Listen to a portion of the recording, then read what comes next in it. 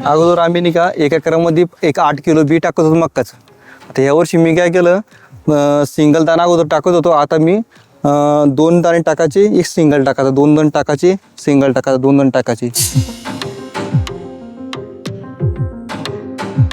मी ते यूट्यूबला बघितलं होतं एक की चायना पद्धतमध्ये 2 दाणे टाकायचे आणि 1 सिंगल दाणे टाकायचा, 2 दाणे टाकायचा, सिंगल दाणे टाकायचा. आणि त्यांचं म्हणणं की थोडं ॲव्हरेज वाढतं. मग ॲव्हरेज मी तेवढं आता यावर्षी ट्राय करणार आहे.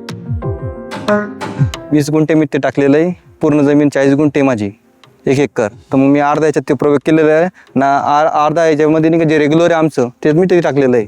आता याचं बघतो मी ते यावर्षी काय होतं. ड्रीप इरिगेशनची सिस्टम तुम्ही कशी बनवली? पहिल्यांदा साधं होतं एकदम, पाणी झाकण, साधं झाकण होतं, ते निघून जायचं, पाणी वाया जायचं. आता हे सगळं एका ठिकाणी पूर्ण मी 10 एकराचं जे सिस्टम आहे, इथून जागेवरून वाल फिरून जागेवर पाणी देऊ शकतो. शेतामध्ये जाऊन पाणी फिरवायचं काम नाही किंवा जाऊन तिथं काही करायचं काम नाही. एकाच ठिकाणून 10 एकराचं मी कंट्रोल करतो जागेवर पाणी.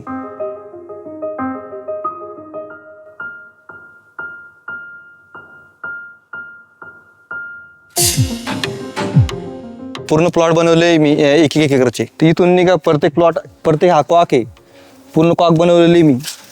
पूर्ण अंडरग्राऊंड हे जास्त वरचा ठेवलं आहे तर माती ना हे पाण्या उसुऱ्यानं खराब होत्या, म्हणून थोडं अंडरग्राऊंड केलेलं आहे खाली.